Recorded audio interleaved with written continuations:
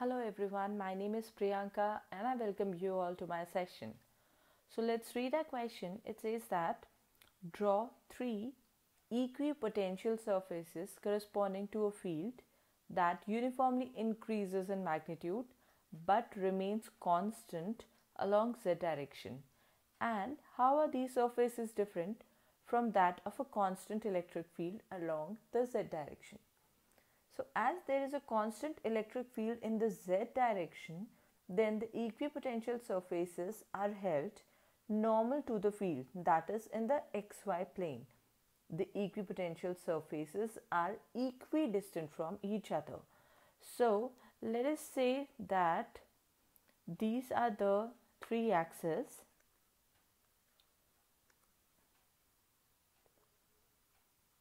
Okay, so these are the three axes, the x, y and the z axis. So let's say this as y, this as the x and this is the z axis. So the equipotential surfaces are going to lie on the xy plane. So let this be the first one. Let this be the other one.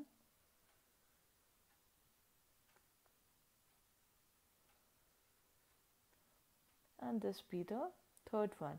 So here when it is a constant field, we can observe that the distance between these equipotential surfaces are the same. However, as the electric field increases in the z direction, that is now we are talking about the second part of the question. So as the electric field increases in the z direction, the equipotential surfaces is again normal to the z axis, that is once again in the xy plane. However, now the difference is that they become closer and closer as the field increases. So let's just make the axis again.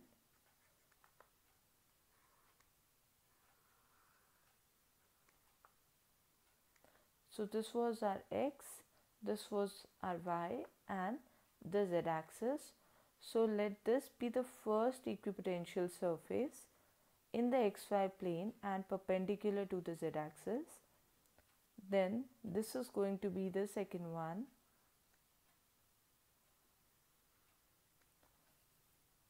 That's the third one.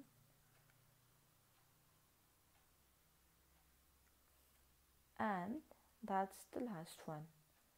I need not have to make the last one, but that's for our proper understanding.